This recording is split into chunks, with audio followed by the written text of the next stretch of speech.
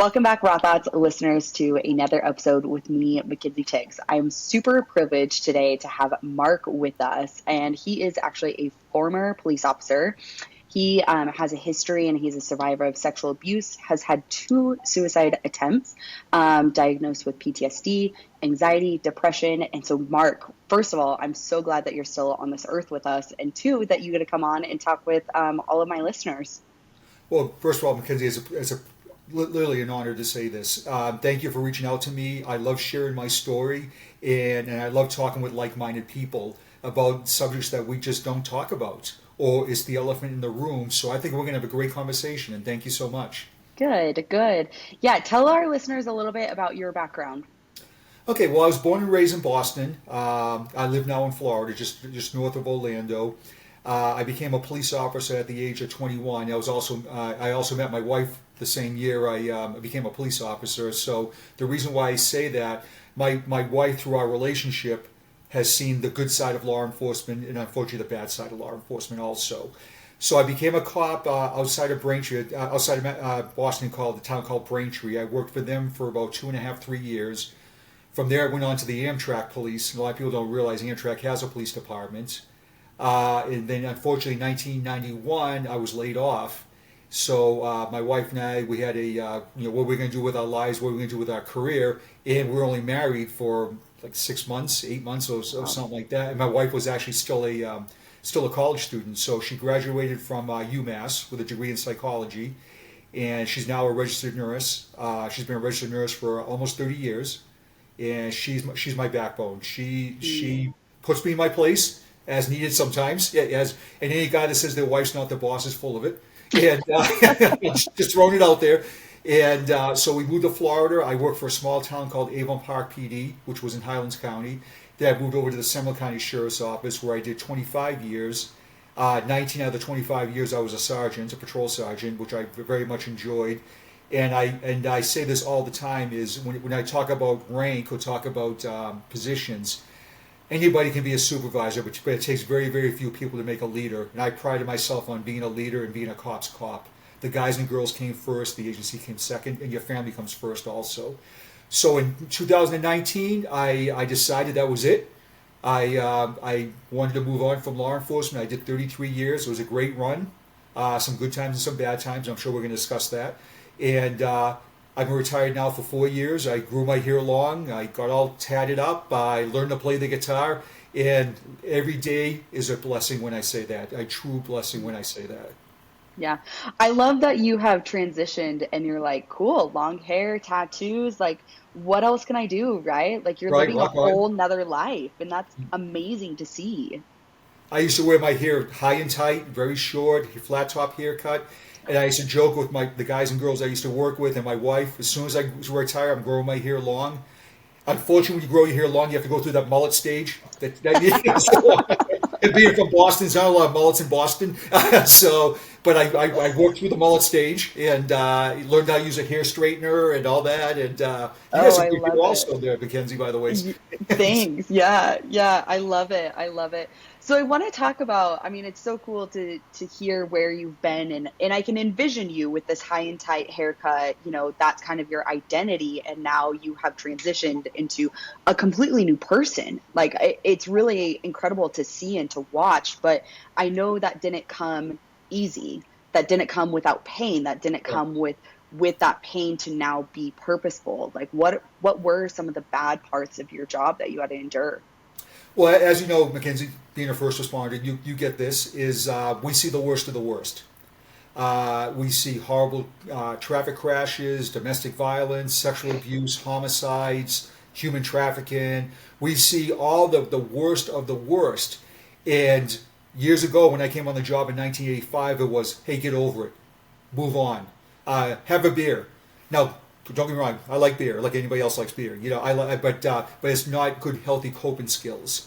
So through the years of the trauma you see on the job, a lot of cops, a lot of first responders will say, "Oh, that's really no big deal." But how do you go to sleep that morning or that night after you see this horrific event, such as 9/11? That's another Mhm. responder to 9/11, and it's just absolutely horrific. But what I learned the most in my career was this, and it literally floored me when I say this is. the brotherhood is there. The brotherhood and sisterhood is there, absolutely. But there is some administrators in the law enforcement world that would rather go like this to you than listen to you or help you.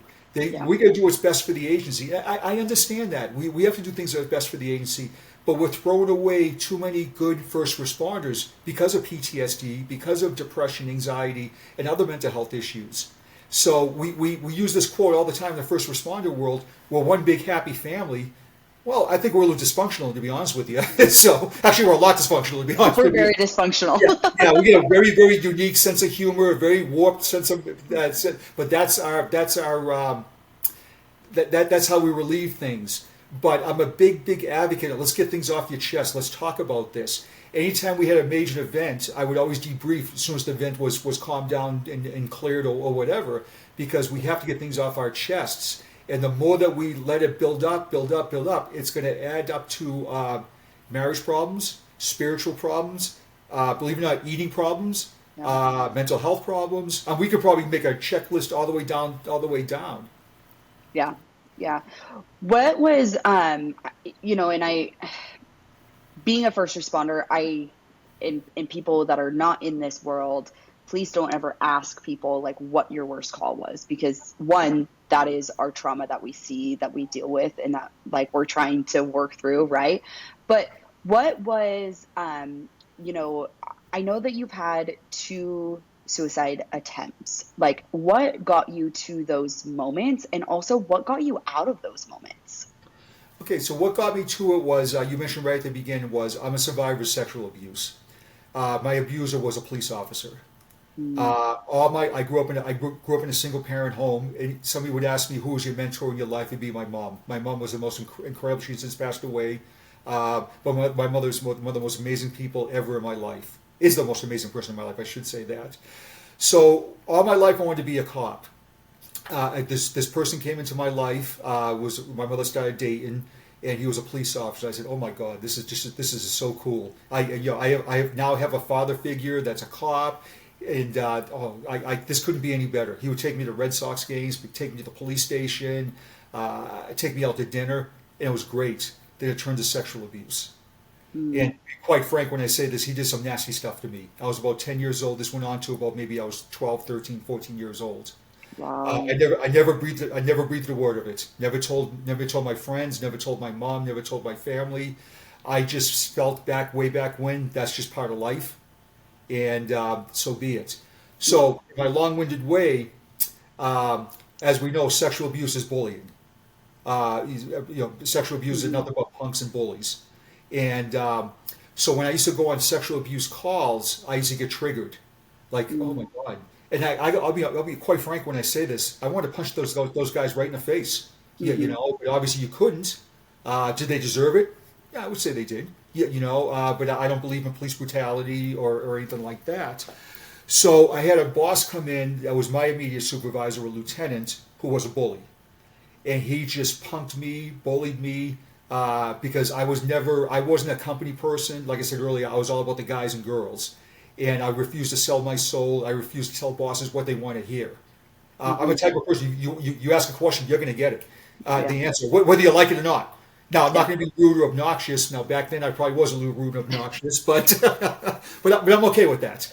Um, so um, the sexual abuse was I started having nightmares of the sexual abuse. But one thing that was really strange, and this lieutenant I'm talking about, it's not his fault when I say this. He used to call me precious. My Mm. sexual abuser used to call me his precious little boy. Oh. So that's a major trigger. And then when I told him, and I said, "Don't ever effing call me precious again," what did they do? It escalated, because that's what bullies do, like the bully in the schoolyard. So I struggled with that. I struggled with a lot of stuff I've seen in my career. Like I said, I went to 9/11. I was there 4 days after the buildings were hit. I saw some nasty stuff. Really, really sucks. Wow. Yeah. And then I think, and one thing that really stood out in my mind was my demise. Um, was when I sought help. I had people, oh, whoa, whoa, hey, bro, I'm trying to get promoted. Don't burden me with this. Or hey, guess what? Go to EAP. You get 3 visits and that's it. Well, you ask any first responder, EAP? I don't think so. because we're paranoid. Now, Mm, I will say this: I have worked with EAP providers, and they've done amazing work. But you get that fear factor because is the agency going to find out? Uh, during my career, also with this lieutenant, he recommended me terminated, and he's one of those guys that would hide behind a keyboard when it came to evaluation time. So I have to say this, Mackenzie, if I was your boss and I gave you an evaluation, when you read that let me take that back. When we read that evaluation, you shouldn't be surprised.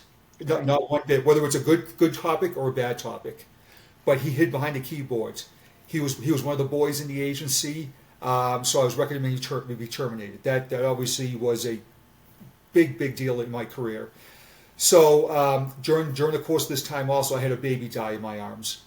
Mm, You can ask any first responder, go into a shooting, go in this, yeah, that's stressful. But when you deal with a little baby in your arms that's dying or has died, I don't care how yeah. tough you are, that's beyond heartbreaking, beyond. So the baby died in my arms while I was doing CPR on the baby. Mm, Uh, I couldn't have timed this any worse. About maybe 3 or 4 days later, I had CPR renewal. mm, Uh, I'm doing CPR on the adult mannequin. Everything's going good. I got this, and I grabbed the infant and I passed out. So that was obviously a panic attack. yeah. I passed out. During this time, also, my wife noticed the change in me. I stopped doing things that we enjoy doing. My wife and I, we love going to the beach. I'm in the right state for that, obviously. Yeah. Uh, Definitely, yeah. We love live music. We love going to concerts. We like sitting on the beach and listening to people play music. We love sports. We love the Red Sox. When the Red Sox play in Florida, we used to go over and see them. But most of all was I started ignoring my wife. Mm, Um, I gained about 45 pounds during that time. My wife kept on saying, "You got to get help." My answer to her was, "You're not a first responder. You don't get this." Again, my wife's been a nurse for a long time. She gets stress. She worked in the emergency room for years. She gets stress. And then one day, Mackenzie, it just hit me like a brick wall. It got to the point where I didn't want to be around my wife because I knew she was right.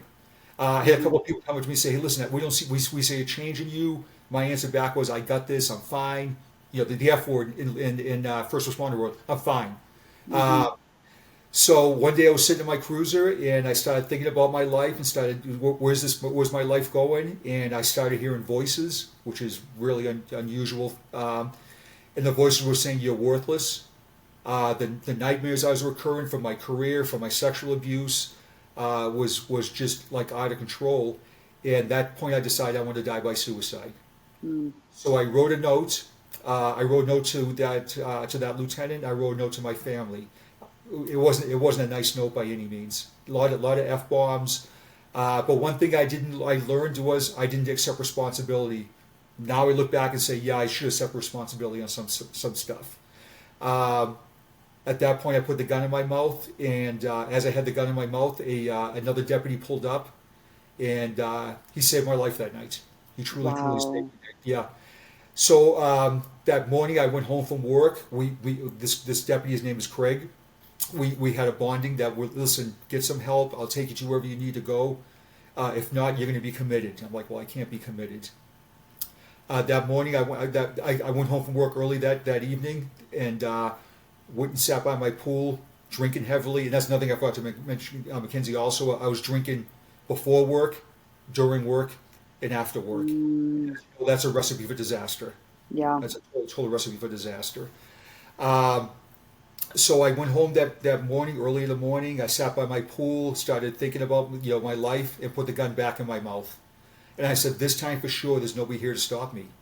My wife may hear the gunshot, but guess what? By the time she hears the gunshot, I'm long gone. What I thought was really strange in this time that was going on was when I was in my cruiser, and there has been studies on this that 87% of law enforcement officers that die by suicide die in their uniform, die at the Mm-hmm. station or in their cruiser. In my opinion, they're sending a message. Mm-hmm. And the message is loud and clear. It couldn't be any more loud and clear than that. Yeah. Um, so I started thinking about my life again, and I was pretty drunk now, and I put the gun back in my mouth. when I put the gun in my mouth, I closed my eyes, and when I closed my eyes, I thought about my wife, and I said, what kind of trauma am I delivering to my wife? Secondary Mm, trauma, obviously, secondary PTSD. Also, I'm giving her PTSD by her seeing that.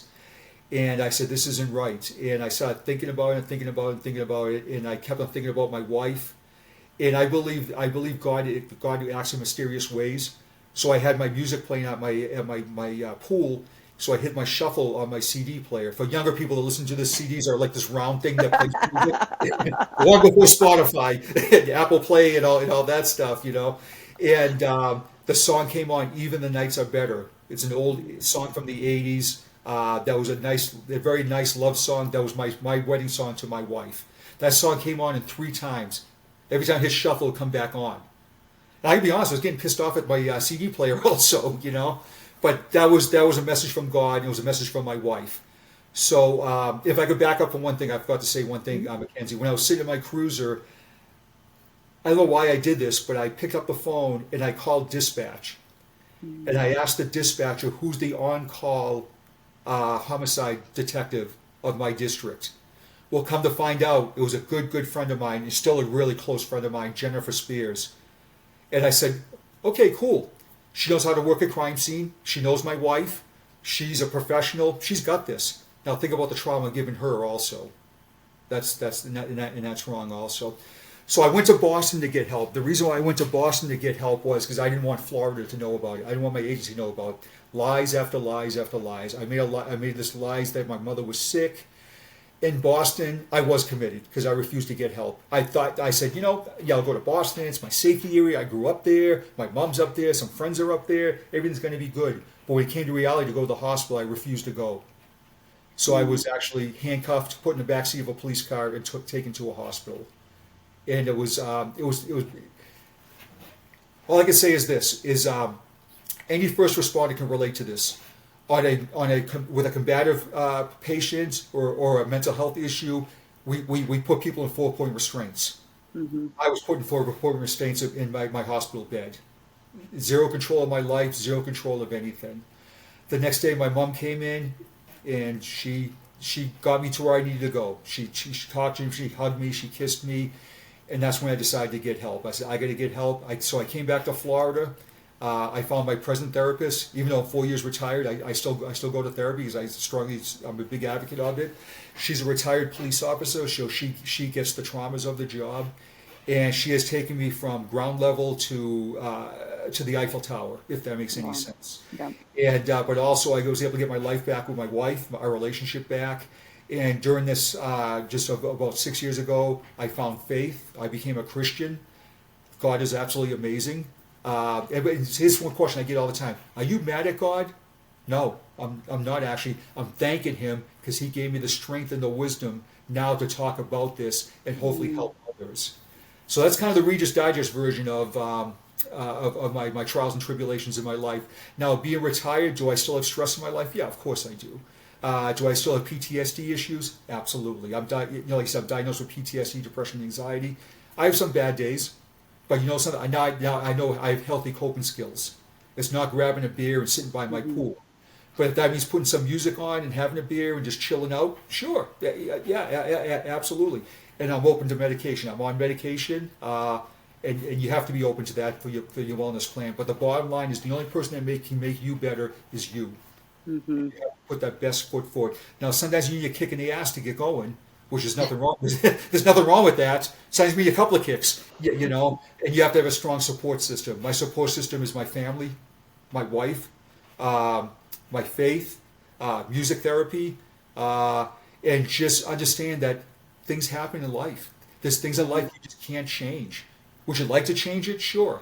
And years ago, I was the guy that would go off on you. Don't you talk to me like that? Who the heck do you think you are? Now I'm like, dude, by yelling at me, if you're thinking you one up on me, more power to it. More. Yeah. Some guy called me a long-haired liberal freak the other day at a convenience store.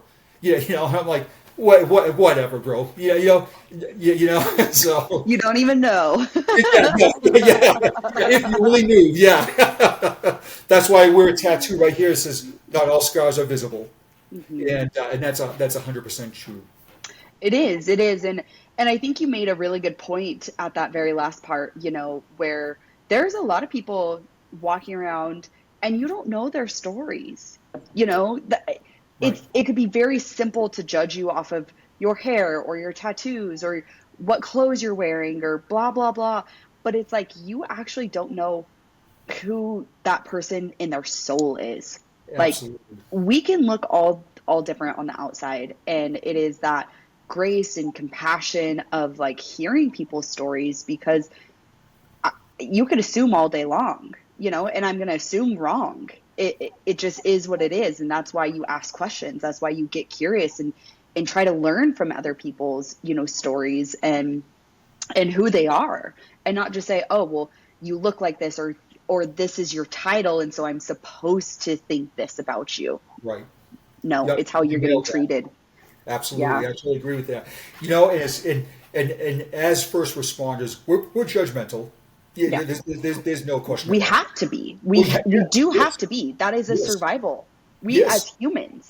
humans, it is a survival tactic. Well, think how many times, Mackenzie, that as a paramedic, I'm going to the same house again. Yep. This person has chest pains 5 days a week. Yeah, Yep. or why isn't this person divorced? This person is beating the crap out of them, or they're just looking for a free ride to the hospital. And Hmm. then when you have that one call that really hits you right here in your heart, you're like, this. Okay, this is why I do the job. This is Hmm. totally why I do the job. But I'm sure you've been in the back of the ambulance going, you got to be kidding me. Yeah, Hmm. And as a Hmm. cop, same thing. You got to be kidding me. But the day and I think you'll agree with me when I say this, the day you lose empathy and compassion is probably the day you should check out. Yep. You really, really. I used to work with guys. The line was, "I hate people." Well, I can understand why. I understand why. But look at this. If your mom, your dad, a loved one called 911, you want a good cop, a good paramedic, a good firefighter to show up and give them 100% of what you paid to do. Absolutely. Absolutely. And are trained to do in that experience. It is something that there's so many good things of what first responders can do, but really the job does jade you because that's what you've been told for so long is to just go drink a beer after work or go, Right. don't talk about it, go shove it down. It's like, well, no wonder why we have all these problems and have no compassion or empathy for people is because we don't even have compassion or empathy for ourselves. Like Exactly. we don't have compassion or empathy for how we are feeling towards something. And so aggression comes out and it's like, well, yeah, I can't even get myself under control. Why the hell do you think that I could get someone else under control? Right. And I totally agree with you that. And also on the empathy and compassion, also is sometimes we don't have empathy and compassion from our agencies No. and our supervisors, and it's just wrong in so many ways. Hmm. PTSD has been around since the Civil War. Um, Suicide goes back to the biblical days. Here we are in 2023. Okay, we're still asking questions why. So Yeah. here's an idea. I say this quite a bit in my presentations, and maybe I'm bad mouthing law enforcement when I say this. An agency will go out and buy this $200,000 tank with all these guns on it and blah, blah, which we need. Don't get me wrong. We definitely need that. But they won't spend a dime on mental health wellness for their officers. Or Hmm. they have a little peer support unit that's it's a checkbox. That's all it is. We Hmm. need advocates like you and I to go out there and say to people, you know something, and I really don't like this phrase, but I have to use it. It's okay not to be okay. Hmm. I think that's overplayed. That's okay not to be okay, but it does send a good message.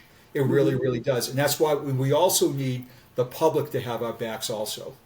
Uh, Yes. yeah. We talked about before we went on air is first responders are just a very unique group of people. We're a little jaded, we're a little tainted, we're a little weird.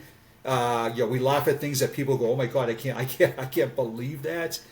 But that's kind of like our coping skills. But we need the public to have our back. Now, on the law enforcement side, there's a lot of bad cops out there. We can talk about George Floyd. We can talk about this cop, this cop, that did this, that, and the other thing. Right. But why are they doing that? Is there an underlying circumstance that are they suffering from PTSD?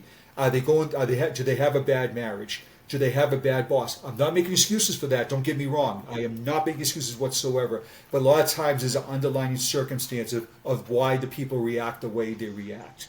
Yeah. In my Yeah. opinion, in my 33 years of being on the job, I worked with some phenomenal first responders. I can be honest with you, not so phenomenal also. Hmm.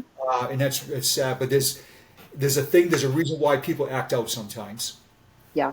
Well, and I think, you know, when you had talked about that comes to the titles, right? A supervisor. Like, just because you have a title doesn't mean that you're automatically good or bad. Like, you think prisoner, okay, you think bad person, you think cop, you think good person, but those are just titles. I've known prisoners that are amazing humans, and I've met cops that are dog shit, you know? Right, Like, right. because we're putting these titles, we automatically think that they are something. And it's like, that is what needs to be dissolved. That is what needs to be taken away. And just say, like, are they a good human or not? Like, and why are they acting that way? Are they acting that way because of something that they've gone through? Well, most of the times, yes. But Mhm. what admin and what society and what people want to do is that it's easier to put up a wall and to shove them away and to not actually address the problem versus going head first with it and saying, why is this happening? What is occurring in your life that these habits, repetitions, patterns are showing up? And I can promise you, I can I can put my freaking life on it that typically there is something that is going on that they have not dealt with, that they are shoving down, that they don't want to be a problem. And so therefore it is a problem. It's like the snowball effect. It just gets bigger when it comes down the mountain. Bigger and eventually becomes an avalanche. And we have to recognize our own demons. Uh, but we must have been separated at birth because I totally I totally get the supervision versus leadership thing. I totally get that. So as a person in a supervisory position or leadership position, I rather use the word leadership. Yeah. You have to look out for your people. You work with the same people hours, 12 hours a day, 24 hours a day, whatever your position is in the your first responder world. So you get to know their demeanor, you get to know their likes, dislikes, their personalities, and things like that. So you have to look out for your people. So, give you an example. If you're doing on the law enforcement side, you're doing roll call. Okay, Mackenzie, you're in zone 4 today. Joe, you're in zone 5 today. Mackenzie always comes in a roll call, smiling, joking, eating donuts, and little pop humor there.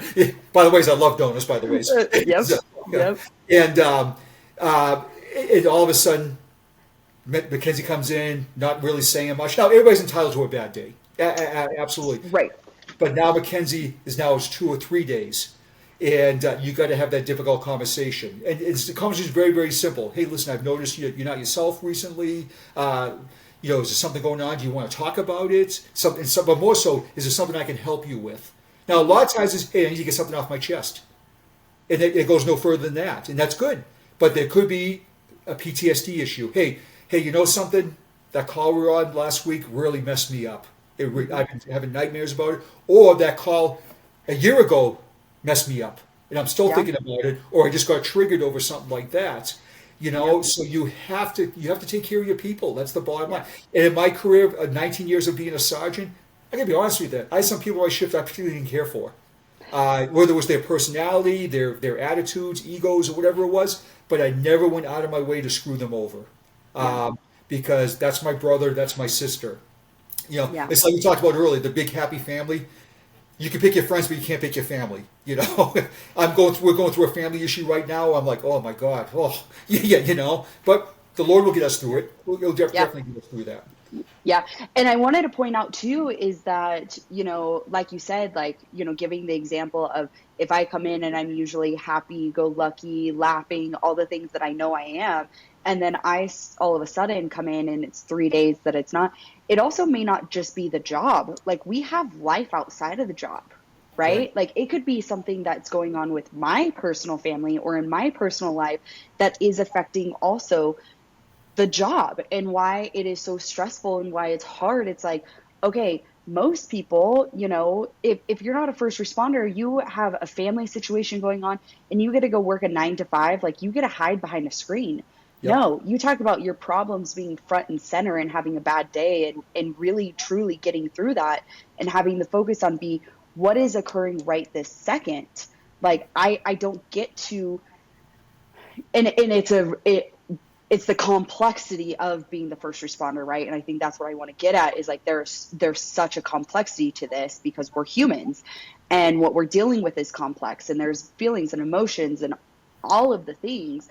But it's like now I come in, I don't have a supervisor that is even wanting to ask me how I'm doing.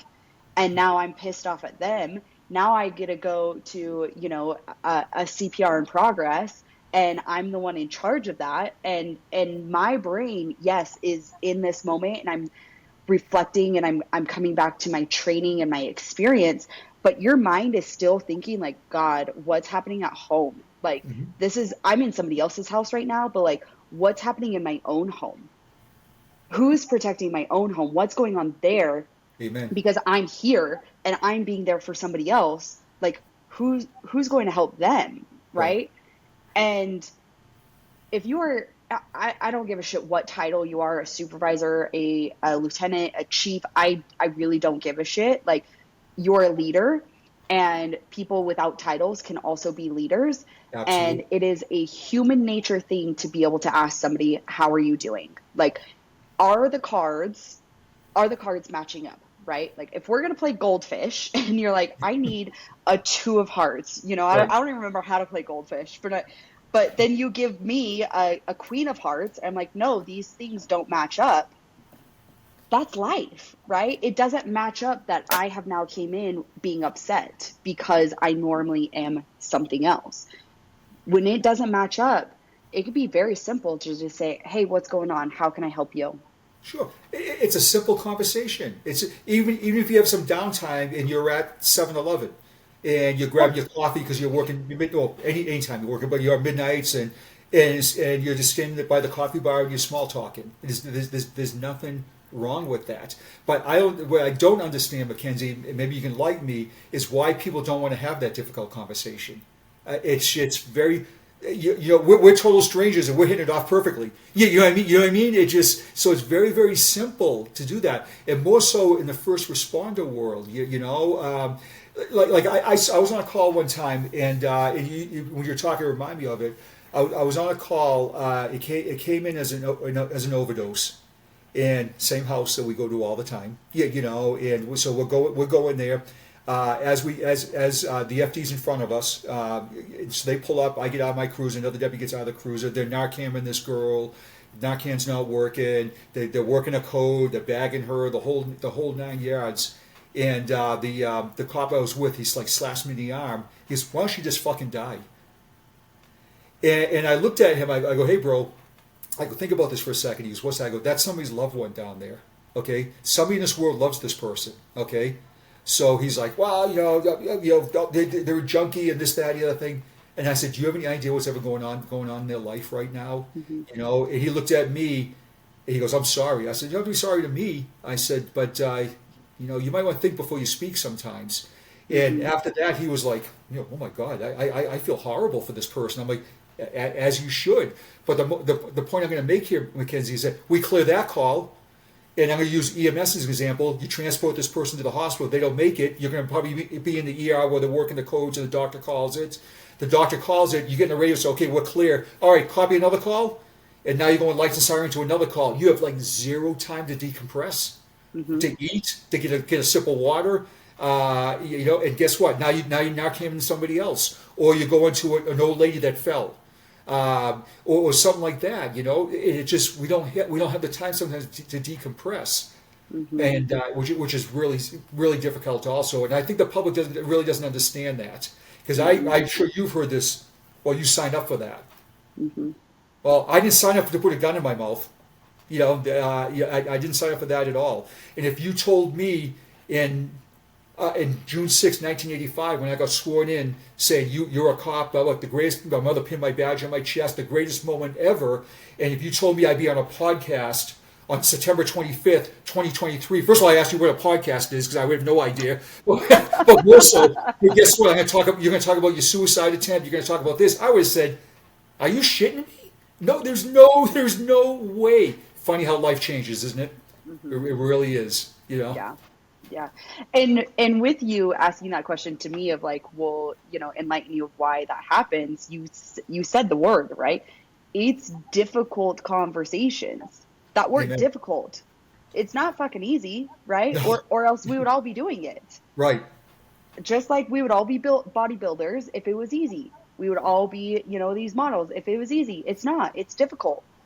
It is very freaking difficult. And so having conversations like this between you and I think they truly, you asked that as well, is like, we're strangers. Like, I literally have it on my coffee cup, like, strangers are future friends, Amen. because it's like, I'm going to meet you where you are in your life, and I want to hear where you've been, and I want to hear where you're going, but I'm meeting you right now.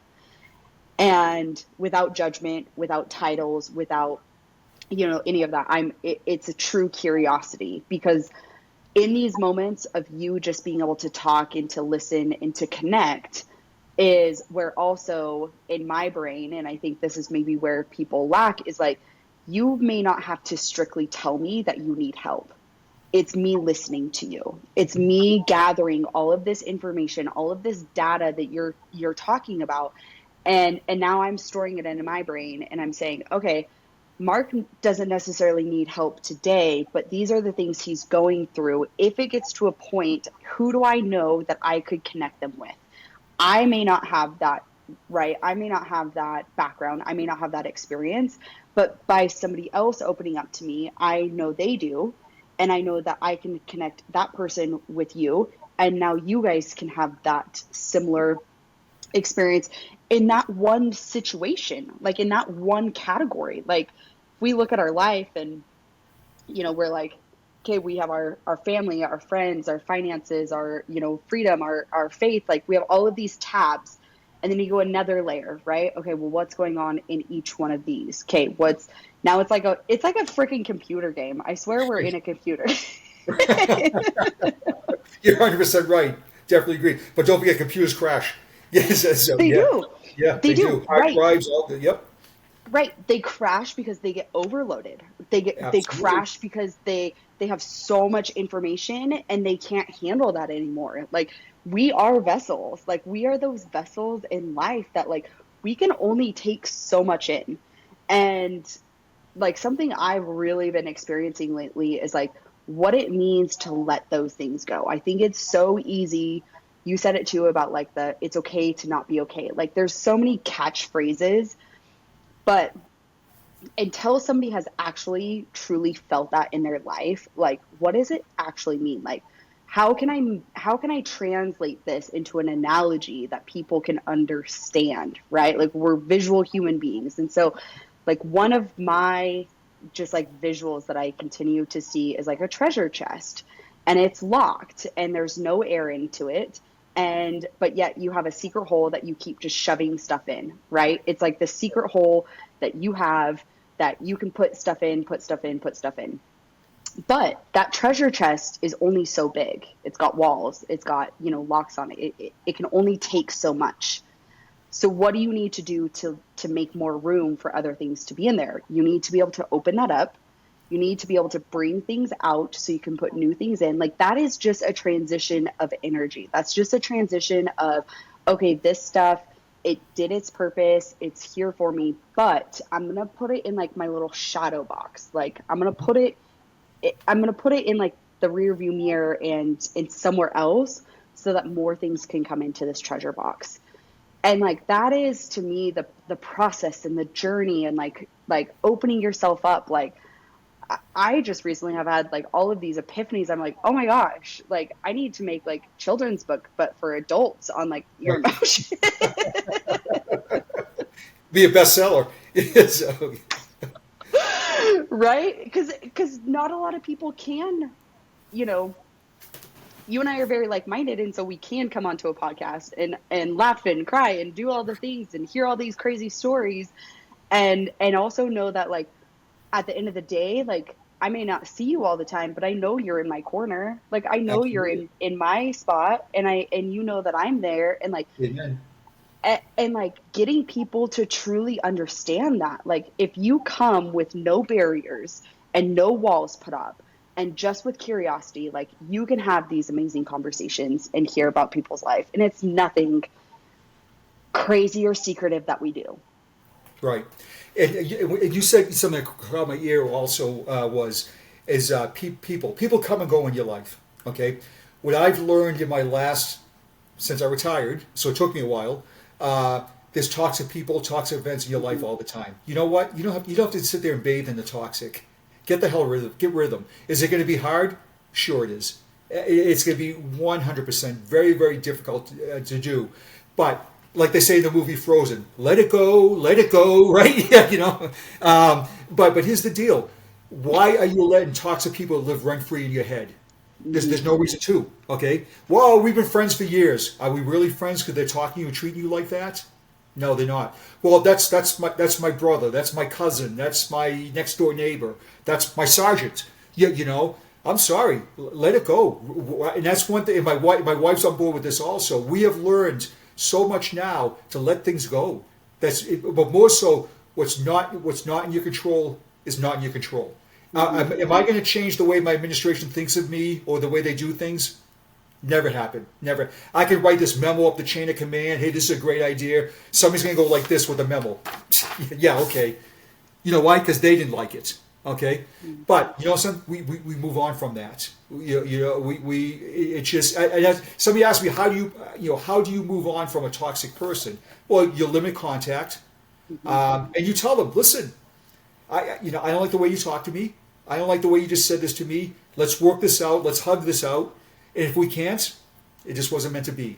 Kind of like a bad marriage. I'm still on my first marriage, knock on wood, hopefully my only marriage. I couldn't imagine going through a divorce. It must be horrific. But there are people that say, hey, listen, this marriage isn't working out anymore, or this is not what it used to be. But should you give a person a second chance? Yes, absolutely you should.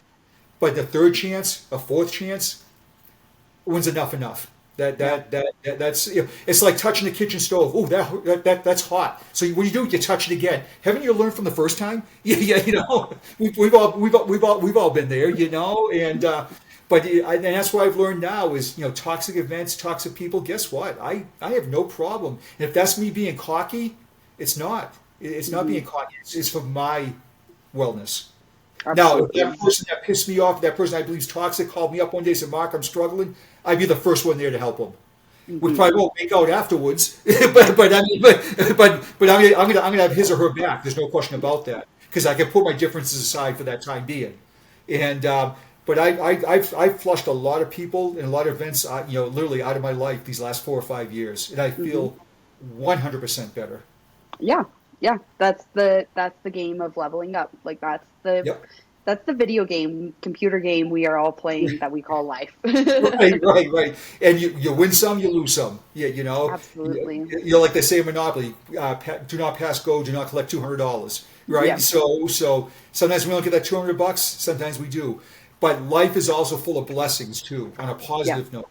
And if you don't mind, can I tell you this quick story? What happened to me just not too long ago? Absolutely. So nothing to do with first responders. Nothing to do with it. Just was such a great event that happened to me. I'm walking. I do a lot of traveling with my speaking, so I'm walking through an airport, and I had a Van Halen T-shirt on because as we talked about, I'm big into music, rock and roll, and all that stuff. That's me dressed up. Yeah. So and I had purple sneakers on, and purple's my favorite color. So I say that. So I'm walking through the airport, and all of a sudden I look to my right, and there's an elderly gentleman. He's sitting in a wheelchair. Come to find out his wife sitting next to him. And our eyes just meet. And he smiles. He puts his hand over his heart. He taps his heart. And he gives me a thumbs up. Now, I don't know who this guy is from a hole in the wall. And I thought to myself, wow. And I just got such a feeling of like love, energy. It just made me feel so good. So I walked over to him. I go, how you doing, sir? And he goes, good, how are you? He goes, first of all, I want to say I love your sneakers. I go, thank you. I go, thank you. I wear them to be a little different, and I said, thank you. But the conversation kind of stopped there for a second, and I look at him in his eyes, and he goes, how's your day going? And I said, it's going good. He goes, but you were walking like you were on a mission. I said, well, my flight was delayed, so I'm a little frustrated with the flight being delayed, and then I want to get home and see my wife. I've been on the road for 5 or 6 days, and on and on and on. And he goes, don't let that bother you. And I Mm. said, well, how can you not bother you? So he goes, just roll with it. He goes, just roll with it. He goes, put some music on. He goes, or yeah, because they pointed my Van Halen shirt. Now Van Halen's probably not good stress relief music, but they're a great band. So I said, okay. So we started talking a little bit more, and he goes, what? And this was in Indiana, and he goes, so what brings you to Indiana? I said, well, I said I have an organization that helps first responders with mental health issues, and I call myself a motivational speaker. And he goes, oh, my son's a captain with Indianapolis Mm. Police. What a small world, huh? So I said, oh, cool, cool. And so we're talking. So we ended up talking for like 45 minutes. And it was just so amazing. So, and I'm a hugger, but I always ask to hug because, oh, COVID, we can't hug. Yeah, and I'm sorry to sound political there for a second, but, so I said, sir, can I give you a hug? He's like, yeah. And I'll tell you, it was one of the best hugs I ever had in my life. It was Mm. so hard, so tight hug. And his wife is like, she's rubbing my arm while we're talking. Oh, he was in the Vietnam War. I said, well, thank you for your service. He goes, yeah, I was injured really bad. We talked about that. We talked about mental health. But here we are, total strangers, and we met because of my purple sneakers. I don't know if that makes any sense now. But he got the vibe off me that I was pissed off about something. And I was. Mhm. I probably had that pissed off walk going through the airport, and oh my God, where's my bags? Where's this? Where's that? And it was such the amazing conversation. So the point I'm getting at, so I asked to take a picture with him. Of course, the answer was yes. I put it on my Facebook page, and I talked about how people come to your life for a reason. Like you're in my life now, I'm in your life now. But I got a couple of hate comments also. Oh, stop patting yourself on the back. And I'm like, I was pissed for about 10 seconds. I'm like, you know something? Delete. You're no longer my friend on Facebook anymore. Yep. No, maybe that's a little immature. I don't think it is, but maybe it is. But it was just such and the Lord puts people in your life for a reason. The Lord also takes people out of your life for a reason, and that Yep. was just it was just amazing. The only problem I have was I didn't get his phone number. I wish I Mm. did. I wish I could have stayed in touch. Maybe someday our paths will cross again, or maybe it was a one-time deal, and that's fine also. But it was just so amazing, just really was. Yeah. That's really cool. And what I have to say about that, and you wearing your purple shoes, right? You were doing what you wanted to do, and the right people got attracted to you. And then you got to Yes, have that conversation, then those connections, and that's where it doesn't matter. I mean, it could be somebody likes your t-shirt or wants to know where you get your tattoos from. Like, right, they're not trying to burden you. They're trying to make a connection with you because you are showcasing yourself. Like, right. you are showcasing who you are as a person, and they want to know that part of it.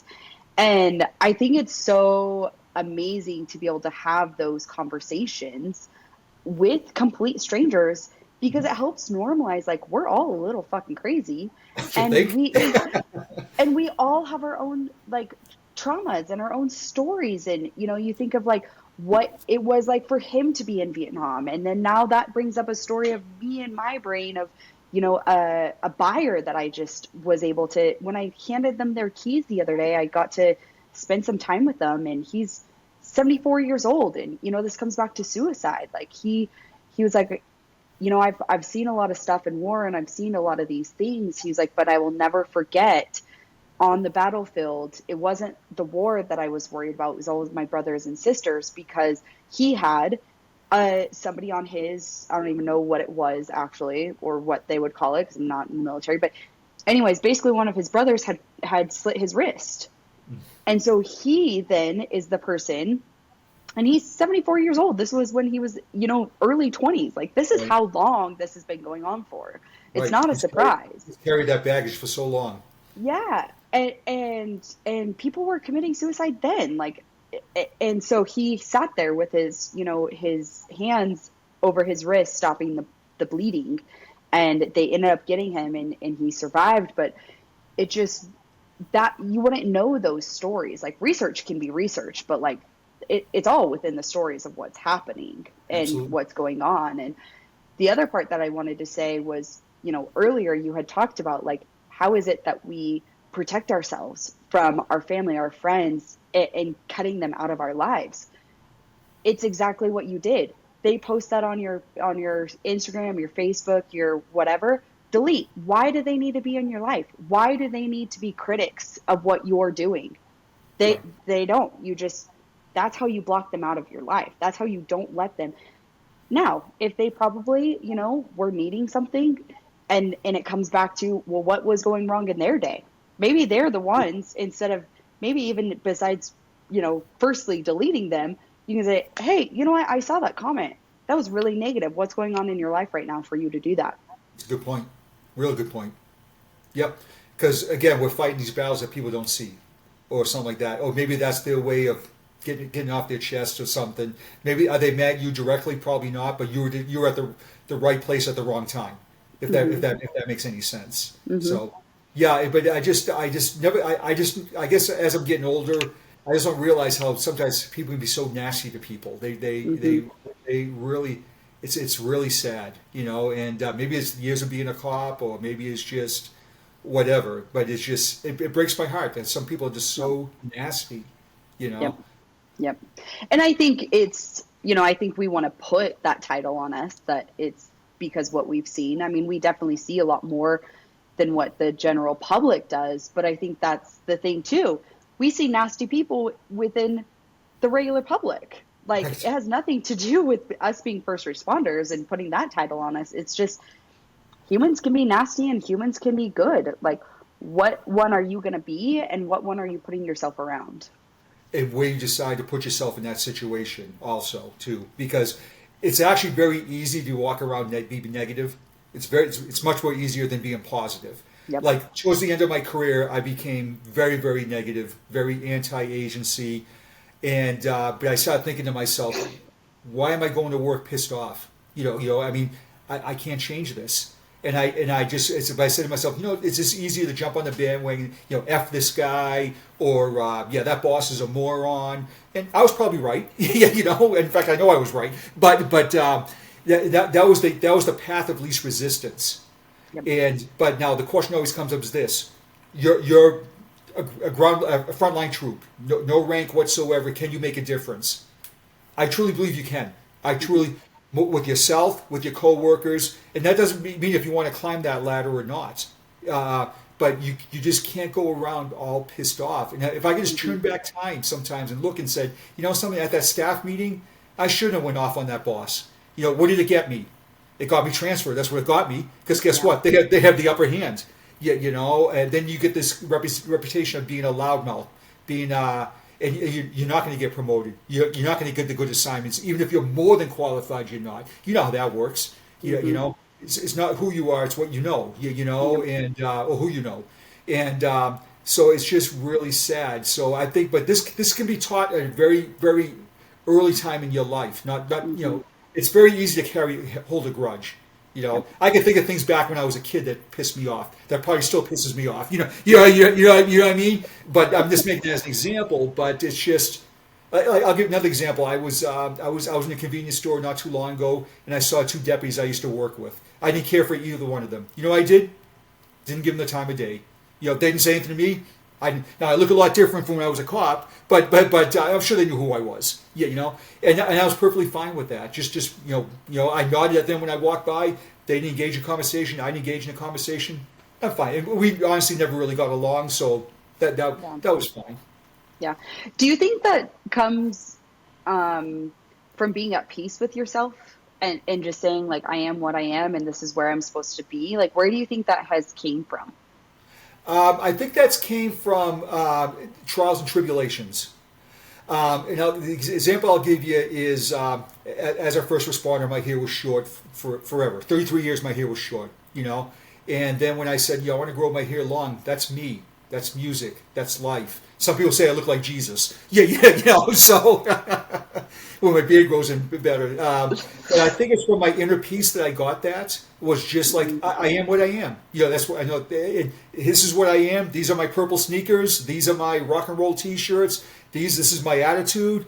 Either you love me, or you don't, and I'm good with either one. I don't need to impress anybody in my life anymore. But the number one person in my life is my wife, in the Lord, in Mm-hmm. my family. That's who I answer to now. I don't answer to Captain So and So anymore. I don't answer to I pay your salary. I'm sure you heard that 100 times. Mm-hmm. Well, guess what? You still pay my salary because I have a pension. But that's besides the point. So, but I just those things are just gone in my life right now. So I just want to be a positive likable person. And if you don't like me, whatever. I mean, when I do my presentations, every once in a while I get an evaluation that's not a good evaluation, and I'm like, oh man, that sucks, But that's just part of life. Now, do I take that evaluation to heart? Yeah, I do to a point, and I try to learn from it.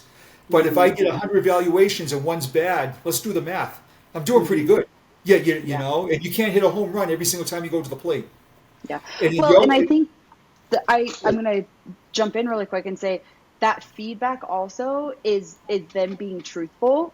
And Mhm. so being able to the feedback in it not necessarily being negative, it could actually help you because Sure, they're being truthful and saying, "Hey, this was great and this was wonderful, but this is maybe something that I saw or this is how you can improve." And so I think so many people think, if you're going to get a 1 star that is bad, but really it actually gives you an opportunity to analyze and say, oh, am I doing what they're saying? Is that how I want to come off? Is that how I want to be portrayed?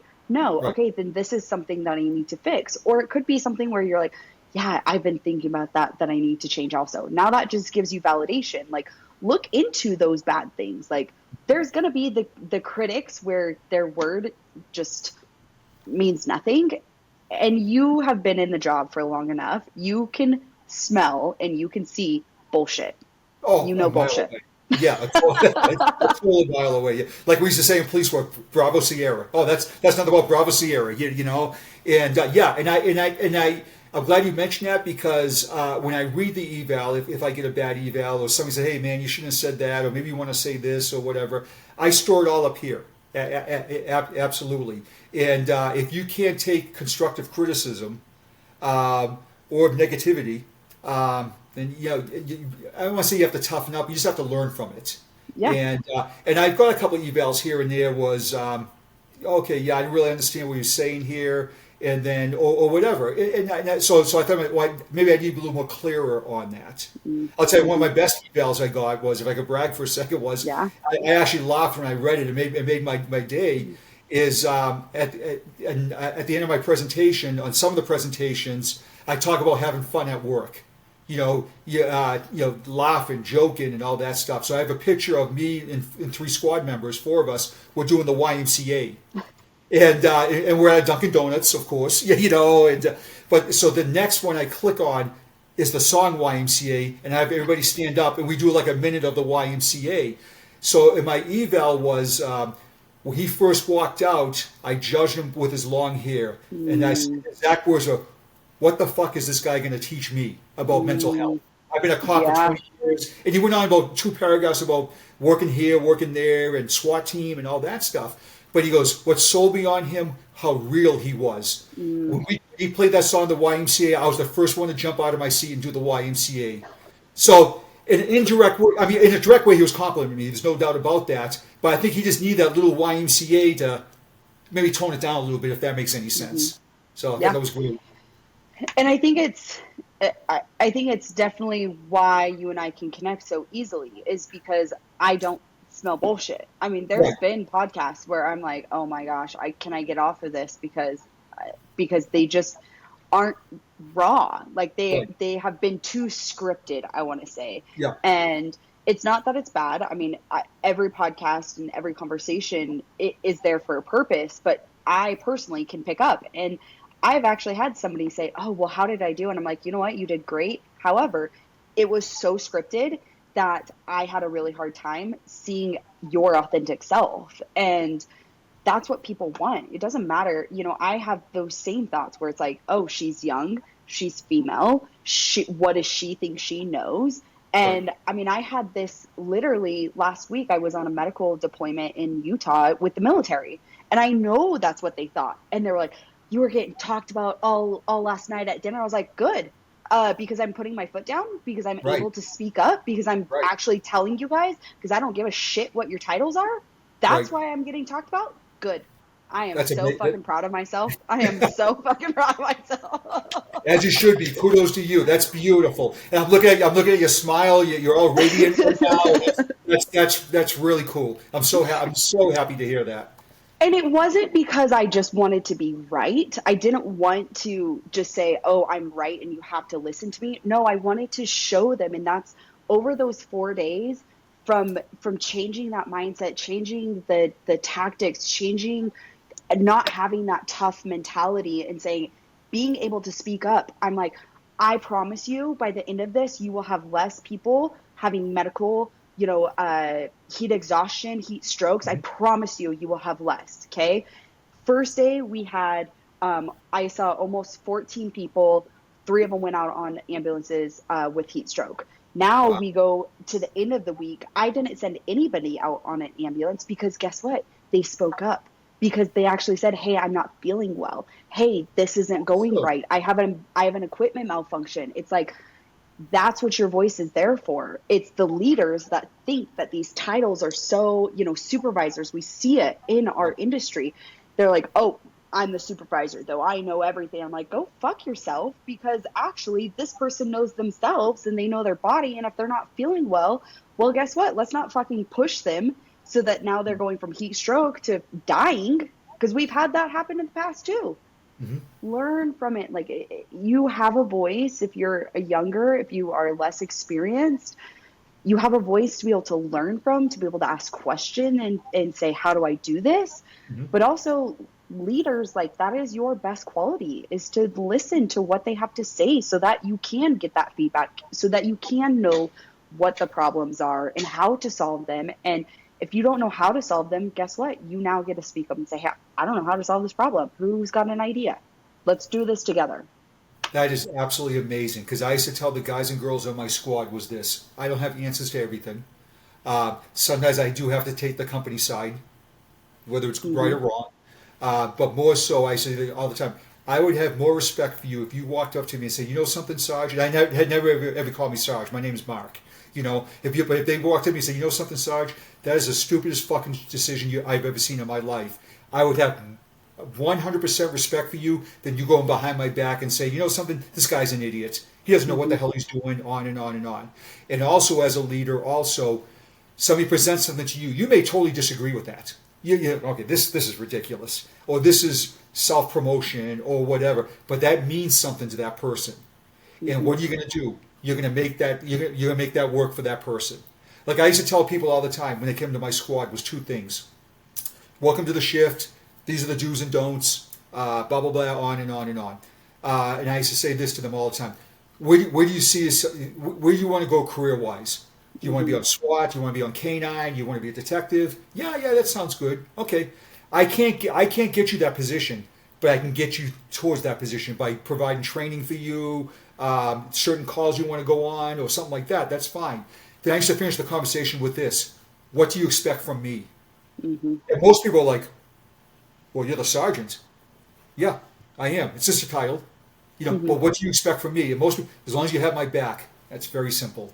Very, very Mm-hmm. simple. Yep. And that's why I think I was a successful sergeant for that reason. Mm.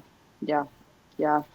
Gosh, Mark, I can't wait till I meet you in person. I know. Yeah, yeah, absolutely. Well, the donut. Yeah, yeah. So, We'll have donuts in the YMCA, yep. I'm and sure some alcohol will be involved in it too. I'm sure. Yeah, yes, yeah. So, absolutely, absolutely, awesome, awesome. Well, Mark, we're gonna wrap this up. How can people be able to find you in all of your wisdom that you have in life? okay. Well, I have a Facebook page. Again, you see it's on screen, Mark Tabana. Also, my organization is called Protecting the Guardian. We have a Facebook page, a LinkedIn page, a um, what else? I'm not good on social media. That's We're on okay. social media. How's that? We're Protecting the Perfect, Guardian. perfect. We go around the country talking about what we just talked about and more.